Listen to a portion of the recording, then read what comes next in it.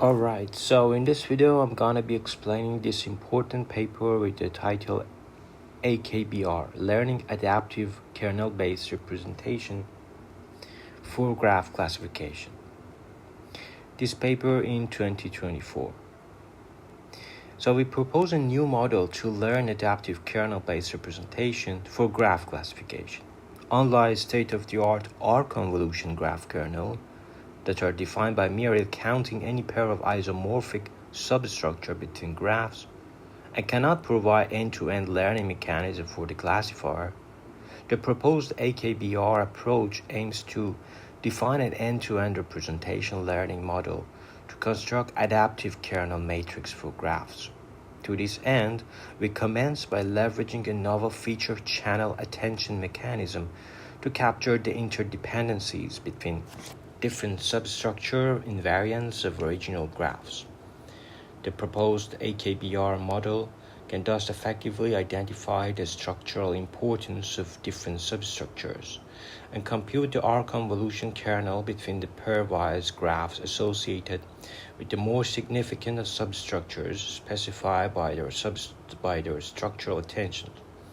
Since each row of the resulting kernel matrix can be theoretically seen as the embedding vector of a sample graph, the proposed AKBR model is able to directly employ the resulting kernel matrix as the graph feature matrix and input it into a classifier for classification, naturally providing an end-to-end learning architecture between kernel computation as well as the classifier. This is the framework of proposed AKBR model. First, we have this input graph, then we have this graph feature representation, then we give it to adaptive kernel learning.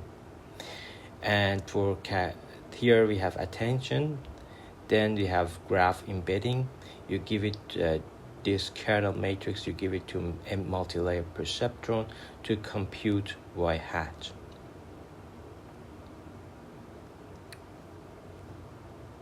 This is one illustrative instance of attention mechanism for feature selection.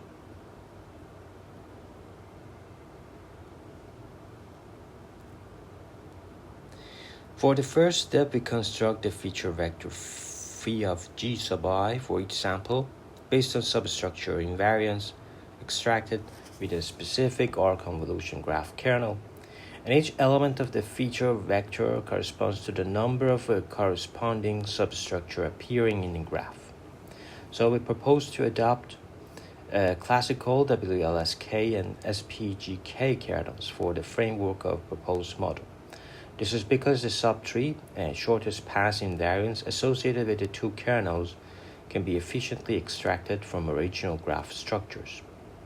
Both the WLSK and SPGK kernels have effective performance for graph classification. For the second step, unlike the classical WLSK kernels that are computed based on all possible specific substructures, we adaptively select a family of relevant substructures for the proposed AKBR model. We propose to select the most effective features for graph feature vector.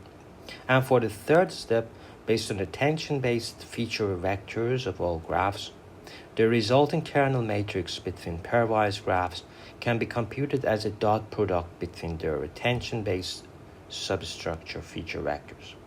For the fourth step, inspired by the graph dissimilarity or similarity embedding method, we employ the resulting kernel matrix from the third step as the kernel-based similarity embedding vectors of all sample graphs. We directly input the kernel matrix into classifier for classification. So here you see the construction of substructure invariance.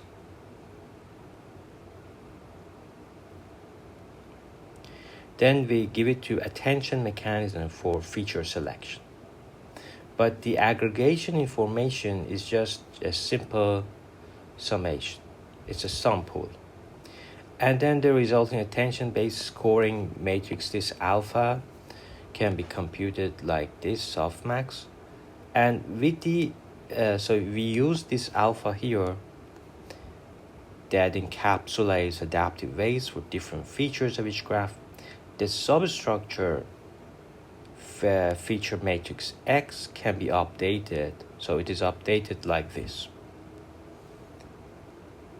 So by this feature-wise multiplication, we are using the attention. Finally, here the WLSK can be written like this, where each of them is a substructure-based feature, and the weighted substructure-based matrix X prime, we can simply calculate the kernel using the dot product of them. And then the embedding vector of your graph can be represented. So each element of this entry, this vector, is the similarity measure between the sample graph and the EMS prototype graph. And then they did experiments on MuTalk dataset, other datasets like protein, to compare different models